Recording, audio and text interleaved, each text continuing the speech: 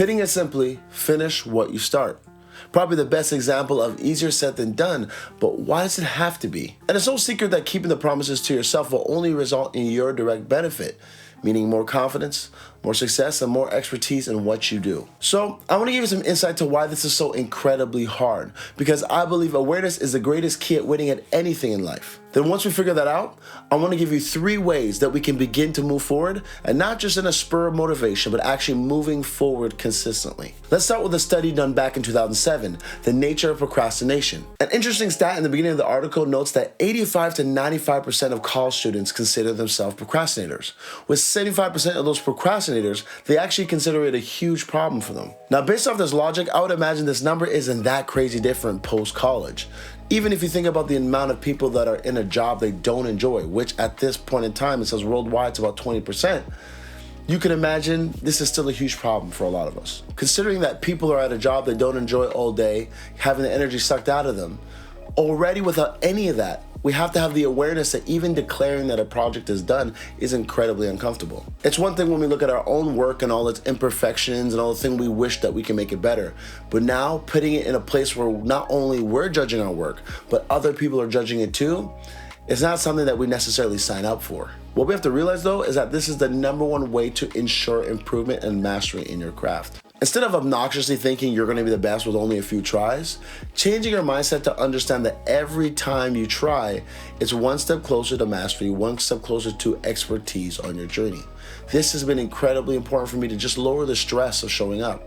All I need to know is to show up a little bit better, and with every single time, I know the compounding effect of showing up and getting it done with every single time, it's going to benefit me more than I can ever imagine. Which ties into our first way to start finishing our projects consistently, which is setting clear goals and clear timelines. And this isn't vague goals in the spirit of be more fit, read more books, make more music. We really need to be detailed, because although it feels like we're taking on less stress by just leaving it open-ended, what happens is that present you is putting more work on future you later.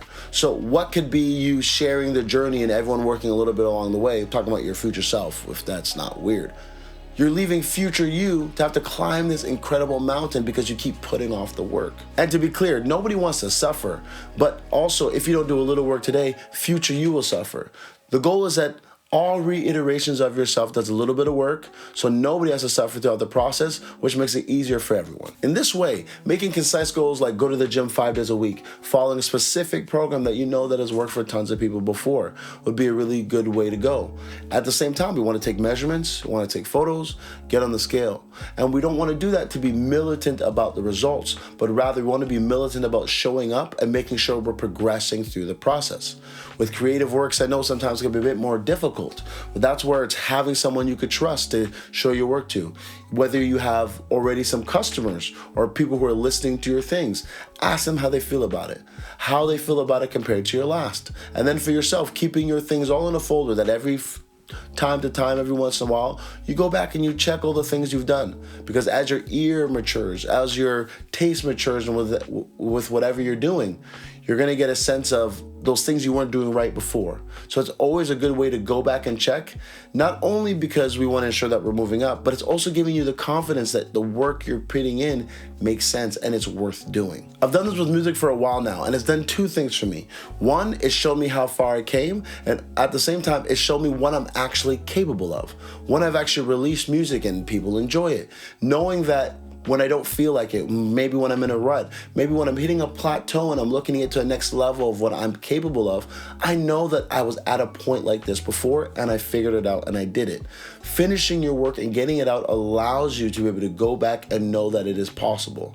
And not possible because someone told you, but possible because you've done it at least another level. Now, setting up the details to your goals and what you want to accomplish can be incredibly exciting, but at the same time, it can be incredibly overwhelming. That's why the next step is going to be extremely crucial in making sure you have something against that. I am notorious for having these moments where I just start to feel inadequate throughout the year.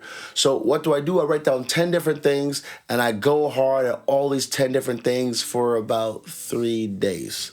And then I'm burnt out, and then I have no more energy, and I'm asking myself, well, why isn't any of it working?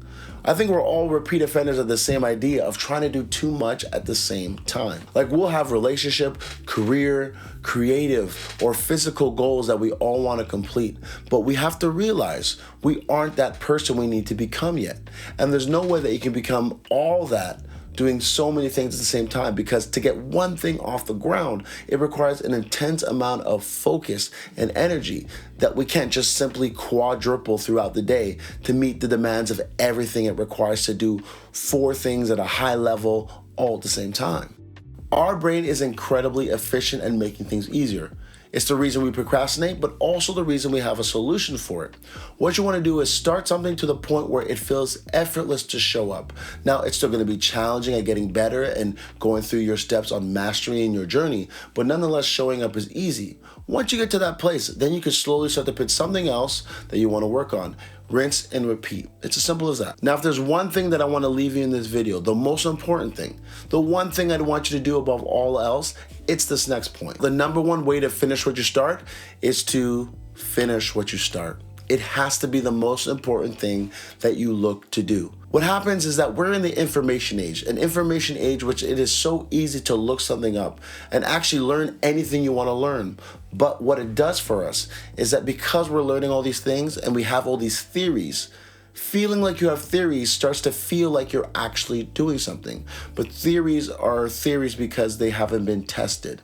And mind you, it might have been tested on somebody else, but it is incredibly important for you and your confidence and your know-how to actually not just have those theories, but actually put them and make them practical. We can do all the practice we want, but being good at practice won't make you good in the game.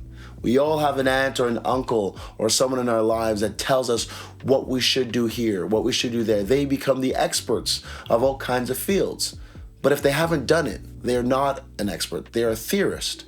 We don't want to be theorists because we want to actually get our creativity out. We want to express ourselves. We don't want to theorize what that would be like. We actually want to do it. So if you are a songwriter, I need you to write songs as much as possible. Get them out as much as possible to where people can hear them and you can see the feedback that people give you. And if no one's listening to your songs, find someone you can trust and just ask them whether they're an expert or not. Because we need a way to get those things out and see how it touches people and how it puts people through the emotions about those things that we're writing about. If you're a digital artist, get your artistry out. If you have some customers, ask them how they feel. Get feedback on the work that you're doing for other people, but we have to get that feedback. And a popular one, if you're an entrepreneur, then go be an entrepreneur. Go start a business. Find a product and go and sell it. Stop theorizing what it would be like. You might license your business, but you haven't actually sold anything yet. We need to be people who practice what we preach. That's the only way you actually get better. You can fool a lot of people, but you can't fool the grind. You can't fool yourself. And at the end of the day, we're not doing this so we can look great for everybody else. We're doing this because we have a message and we have something that we want to share. And you can't share it if you're not sharing. Obviously. Now, there's 2 parts that people get wrong. We love to start something, but then we cry about perfection, but then we don't complete it. Don't worry about being perfect. It's an excuse. Finish ugly. You got to finish ugly. Whatever you do, you just got to finish it. Doesn't matter how it ends up, because the finishing, the completing, and the shipping it away, that's where the growth is. That's where all the good stuff is. And if you're not doing that, you'll never know what it is to actually finish it to 100%, and you're missing out on all those details. No matter if it's 80%, that last 20% is the difference between you being casual and you being a pro. You have to finish 100%. Second thing, you need to be patient with the results, but you need to work ambitiously like you need it right now. The difference between a lot of people are that they just continue to do it. They understand that it's going to take a while. And for some of those people, some of the exceptions that we hear, that's what ruins our perception of it. We hear some people that they get into it and 6 months later, they're a star. Or a year later, 2 years later, they're the masters of this particular thing. But that is an exception. For everybody else, all the normal people out there, it takes time.